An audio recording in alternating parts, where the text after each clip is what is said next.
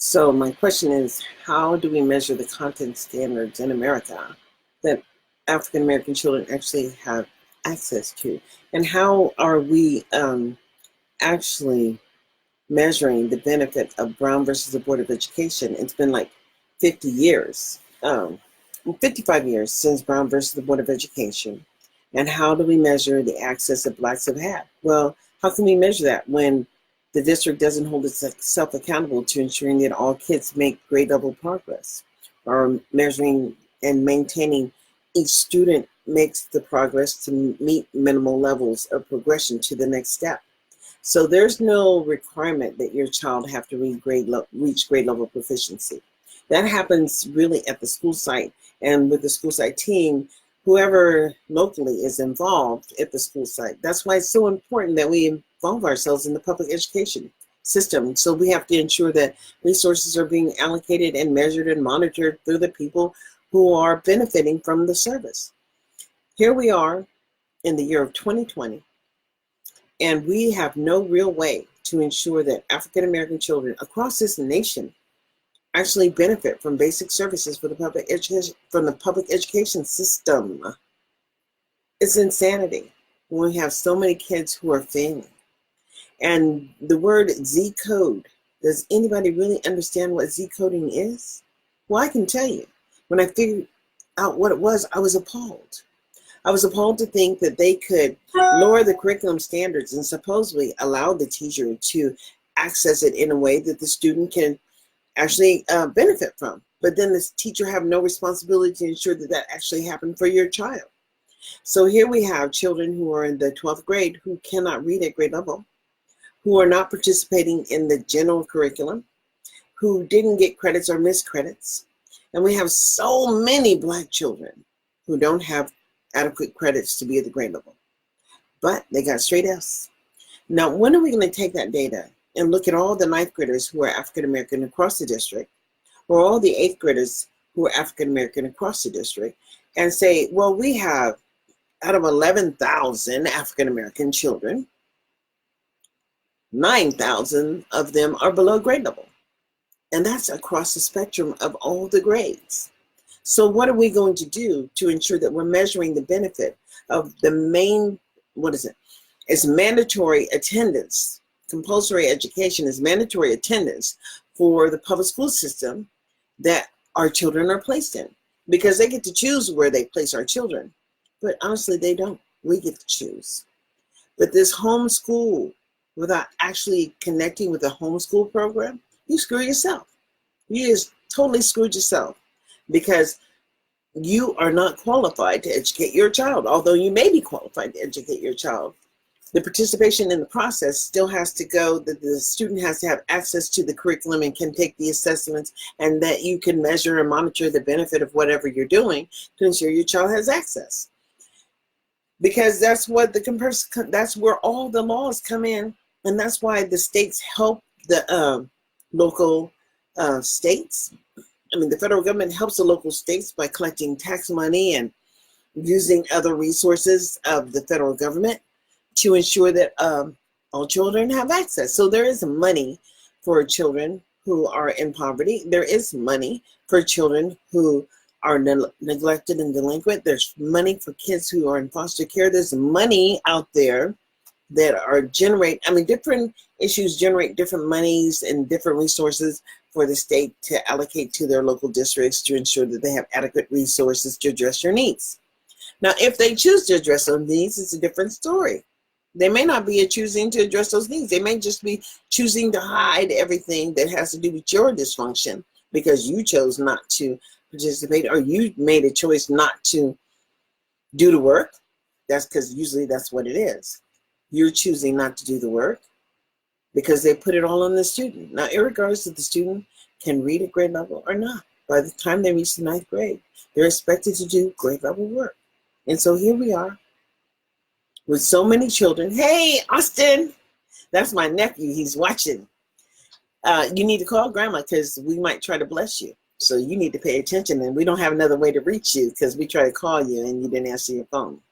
So it's always good to be out here and be in this land of engagement.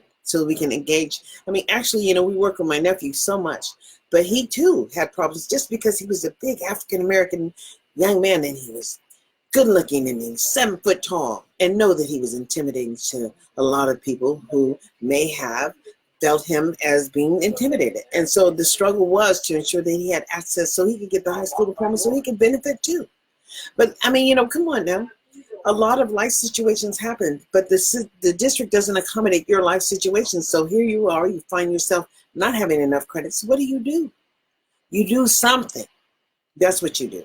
You make sure that you're doing something to ensure that you're moving forward, that you can participate in our society. And, whatever talent you have, you need to explore that because that's where your gifts are. That's what God gave to you. But I'm talking to you today because I can understand that we have far too many children who are in high school that are not going to be getting a high school diploma, and that the district has made an agreement somehow with the county in which they just transfer you off of the roll sheets because you got arrested. Now think about that. I don't care what kind of student you are, if you're gifted, I don't care what it is. If you go to juvenile hall, the district automatically drops you and you're no longer a student. So we didn't have to have a manifestation hearing. The district didn't have to have an expulsion. It didn't have to go before the board. The board had nothing to do with the movement of the student. What happened was amazing. They just moved this student because the SRO officer at the school site had an allegation that perhaps he was involved in something. And so they came and got him out of the classroom. They never even notified the mother. And this incident had taken place in September. But right before the student turned 18, they came and gave him a birthday present. They picked him up and they put him in the juvenile hall. And then they notified the mother that they had put him there and that they would not be letting him go. And so I'm saying, how wild is that? Now, we have been working with this student for 4 years in special education, not getting anything. And I do not mean, we got nothing. And so anything we asked for in regards to services just didn't happen. The only thing he got for a resource was the curriculum that he couldn't access. And then he was in RSP. And so in RSP, understand, they're still giving kids credits. They're getting credits just like they're a regular student. Even if they can't do the work, they get them credits. But if you are in a program like, the certificate-based programs, because you're not at grade level, and they don't have to worry about you, well, guess what? They are going to graduate you anyway. Congratulations. You don't have to read at grade level. You could be a third grader, reading at third grade level, not having the ability to access anything. No wrong from right, just out there doing whatever you do because you do it. And you're still going to get a high school diploma. But when you get a certificate of completion, you cannot take that over to the community college and get you no financial aid. You can't go to the military. You can't get a state job. It's not a high school diploma because California has decided to drop the responsibility to try to get every child to succeed. No, we're not going to do 8th grade requirement. The high school exit exam was only at 8th grade level, and they dropped that for themselves. So let's see. Brown versus the Board of Education did happen. Let's understand that Prop 209 did happen too. And so in Prop 209, they said, well, we don't have to put any money towards allocations towards the equity or access for students who would be reaching, by subgroup. We're just going to report all of this together in lump sum, and we don't have to target support by race because they had to work on that because Brown versus the Board of Education brought access to support students who truly were in need of it, targeted support. And then IDEA happened in 2004. But then things happen all the time and in the laws, but the general laws don't change. The law of having the right to access a free and appropriate public education did happen. The 13th, 14th, and the 15th Amendment did happen. And so we're able to be in America and have citizenship rights, but only, guess what, if we choose to exercise those rights. So we have so many Black people who choose not to vote. They're just something that they don't do. They don't do politics. Well, let me tell you what they do do. If you get a basic job, you're going to pay some taxes. And if you don't pay some taxes, they're going to take whatever you got because they can. You don't get to choose not to pay taxes unless you don't make enough money to pay taxes. I don't make enough money to pay taxes. And so the whole thing is that, you know, when they choose to screw you over, they can screw you over too. Because I had a workers' comp. What it should have been, I should have been able to medically retire because I was working for Los Rios Community College in the mailroom, which was connected to the copy room, which I wasn't aware of, that they had a bad circulation of air in, you know, when you get those chemicals in your system, they never go away.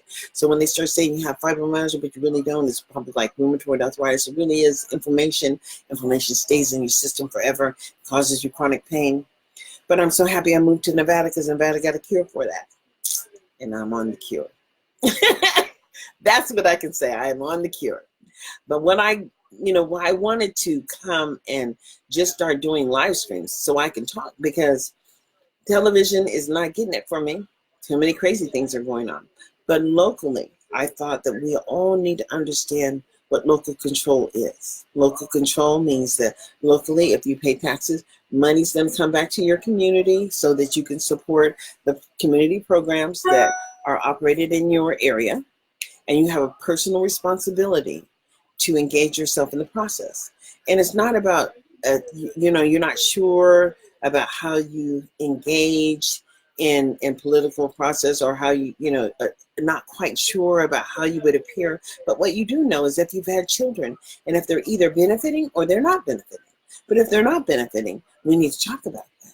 And so many of our children are not benefiting. And why are we not talking about it? That's what I'm saying. I mean, I talked about it as long as every issue that I have with my sons, I talked about. And every issue that I have with my sons, we address their issues. And I was able to get my children through the public school system. So the one that they said was severely mentally retarded, communication handicapped, and graduated with a one-on-one aid, a laptop, and above proficient, know that happened. Know that every time we sat in front of the team, because there was at least 15 people that came, the 15 people talked about how to support my student to ensure that he made it through the next level or he achieved his goal. And every goal was measurable, monitored, and ensured that he made a benefit. So when he participated in science and engineering, when they built that boat out there, he did his graduation presentation. He did his senior report. And guess what? My other children in Kennedy, they never were required to have a senior project. But my son, who was the most disabled, whatever, he had a high school project, and he completed it, and it was part of the graduation requirements. But I mean, the whole time he worked as a team of the children were in like a team environment, so they had to learn to work together. That's what you have to do in real life. You have to learn to work together. And I can't understand how it is that we as a community of people, Black people, and I've been around for a long time, so I know that I was going to the board meetings, but I didn't see any of the other organizations there when I was going to the board meetings. I went for more than 20 years, and I didn't see any of the other organizations that were representing at the board meetings. But then as, I want to say maybe about a couple of years before I got ready to leave Sacramento, that other organizations did start to show up, and I'm happy about that. But know that even if they show up there, we need to show up with each other. We need to show up in a room or in a group where we can ensure that we are engaged and know what's happening to people who look like us, who depend on the public services. I mean, they depend on everything working for them. How do we allowing the school resource officer to take children from the families and put them in juvenile hall, where that family will lose the aid if that child has a disability and never got to plan for it, just automatically. It wasn't like the child had a gun, although there was maybe an allegation that the child boasted that he was strapped. But that strap don't even exist because it's all in the fantasy. We have children who watch too much television who think that that's a game. And Know that life is not a game, because when it's over, and it does hurt when people die. It's in tremendous pain when people die. And everybody has to go through grieving for death and dying and losing loved ones. Everybody has to go through this in life. If you're born, you're going to have an opportunity to grieve at some time. But what we really need to grieve about is, how is it that we're spending so much money in public education and so few are benefiting? What a blessing to understand that, there are small schools, and if you can apply through a process, that somehow you could be picked and be gratified with all this additional resources. How is it that we don't hold all of the public schools to a higher standard to ensure that at least basic services are happening for the children? How are we hosting and farming poverty? Who allowed them? I just want to know.